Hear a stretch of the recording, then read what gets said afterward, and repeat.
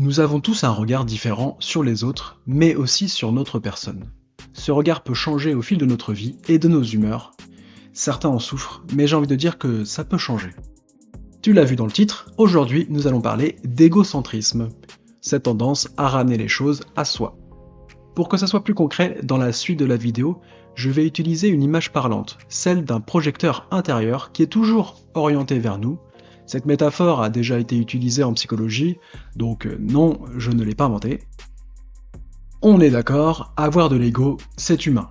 On en a besoin, mais comme pour tout dans la vie, c'est une question d'équilibre. Allez, quelques exemples en vrac pour essayer de mieux comprendre.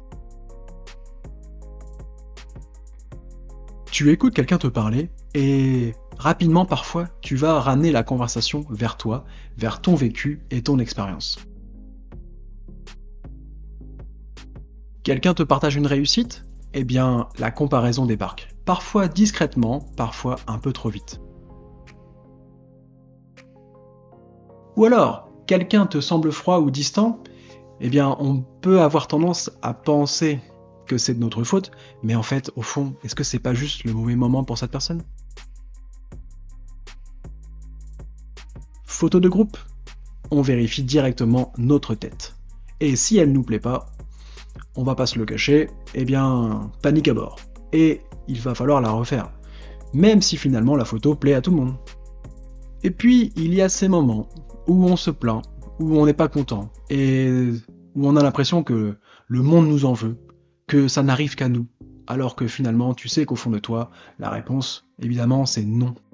Quand on sait que sur Terre, on est déjà plus de 8 milliards, bon, il y a de quoi réfléchir quand même. Et des exemples comme ça, on en a tous les jours. Cette lumière, elle éclaire nos pensées, nos envies, nos émotions.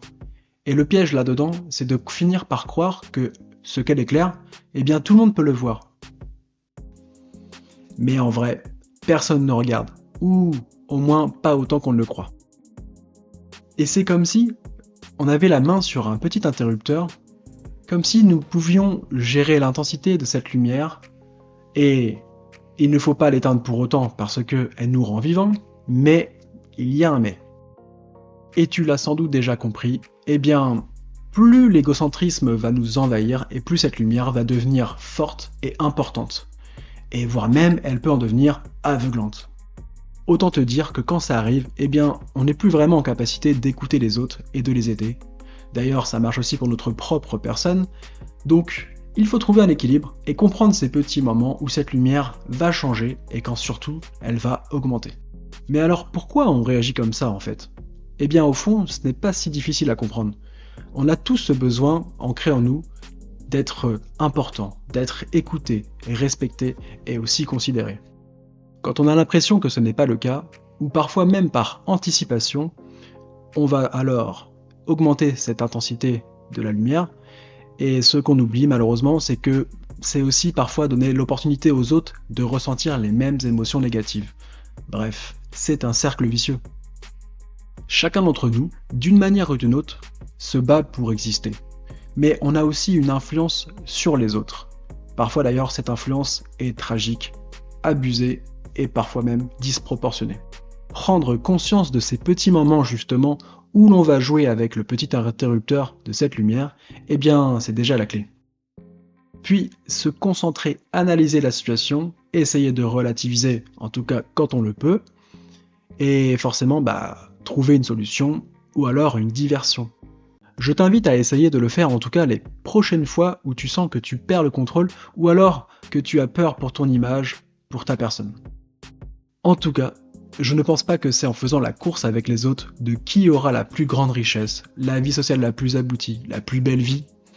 Je ne pense pas que c'est comme ça que l'on pourra régler ce danger qu'est l'égocentrisme.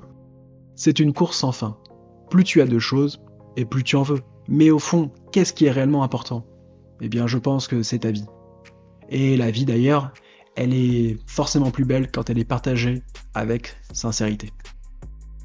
Et je terminerai par une dernière phrase. Si au lieu d'essayer de briller plus fort, à en devenir parfois aveuglant, est-ce qu'on n'essaierait pas juste d'éclairer un petit peu autour de nous ? bien je pense que le monde en serait moins sombre. Merci d'avoir regardé cette vidéo, et surtout, n'hésite pas à mettre un pouce bleu si tu as aimé. Et moi je te dis à la prochaine. Salut!